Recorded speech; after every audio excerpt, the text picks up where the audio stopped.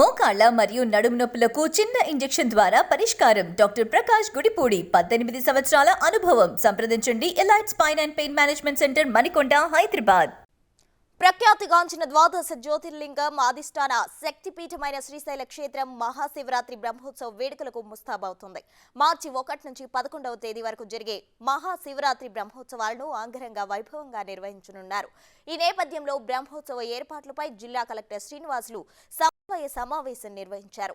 జిల్లా ఎస్పీ రఘువీర్ రెడ్డి, ఆలయ చైర్మన్ ఈవోతో పాటు 4 జిల్లా అధికారులు ఈ సమావేశానికి హాజరయ్యారు. శివరాత్రి బ్రహ్మోత్సవాలకు వచ్చే భక్తులకు ఎలాంటి ఇబ్బందులు కలగకుండా అన్ని శాఖల అధికారులు సమన్వయంతో పనిచేయాలని సూచించారు కలెక్టర్ శ్రీనివాసులు. ఆలయ ప్రాంగణంలో ట్రాఫిక్, పార్కింగ్, పారిశుద్ధ్య, నీరు, వైద్యంపై ప్రత్యేక దృష్టి సారించాలని ఆదేశించారు. పాతాళగంగలో తాత్కాలిక టాయిలెట్లు చేయాలని, శివరాత్రి ఉత్సవాలకు శ్రీశైలం క్షేత్రానికి భక్తులు అధిక సంఖ్యలో రానుండడంతో ఏపీ నుంచి 500 బస్సులు, తెలంగాణ నుంచి 450 బస్సులు, కర్ణాటక నుంచి 170 ప్రత్యేక బస్సులు తెలిపారు.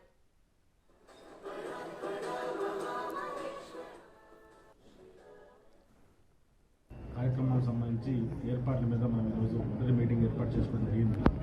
దీంట్లో మనం చూస్తే లాస్ట్ ఇయర్ యావరేజ్న మనకు ఒక 50,000 నుంచి ముందు రోజులు ఇంపార్టెంట్ అయిన శివరాత్రి ముందున్న 2 రోజులు, తర్వాత రోజుల్లో ఆల్మోస్ట్ ఆల్ ఒక 80 నుంచి 90,000 మంది జనాభా పిలిగ్రిమ్స్ వచ్చి మనం దర్శించుకోవడం జరుగుతుంది. కాబట్టి అంటే ఒక రోజు యావరేజ్గా ఒక మోర్ దాన్ 1 lakh వచ్చినా కూడా వారిని సంతృప్తిపడే విధంగా ఎలాంటి ఇబ్బంది కలగకుండా వారికి దర్శనం చేయించడం కోసం ఏమేమి చర్యలు తీసుకోవాలనేది ఈరోజు ఎస్పీ గారు, అదేవిధంగా ఆలయ చైర్మన్, ఈవో గారు, తదితర డిపార్ట్మెంట్ అందరితో కలిసి ఈరోజు మేము రివ్యూ చేసుకోవడం జరిగింది.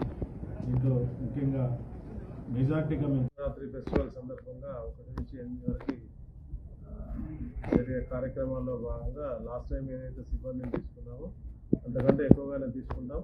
అవసరాన్ని బట్టి, అంటే ఏ రోజుల్లో ఎంతమంది అవసరం ఉంటుంది.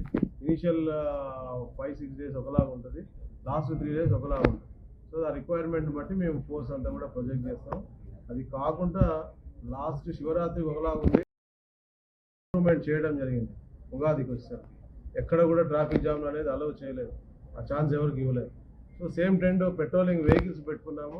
ఈ ఘాట్ రోడ్లలో కూడా 2-wheeler వెహికల్స్ ఉంటాయి, కమ్యూనికేషన్ సెట్స్ ఉంటాయి, కమ్యూనికేషన్ నెట్వర్క్ ఉంటుంది, పోలీస్ వైర్లెస్ కమ్యూనికేషన్.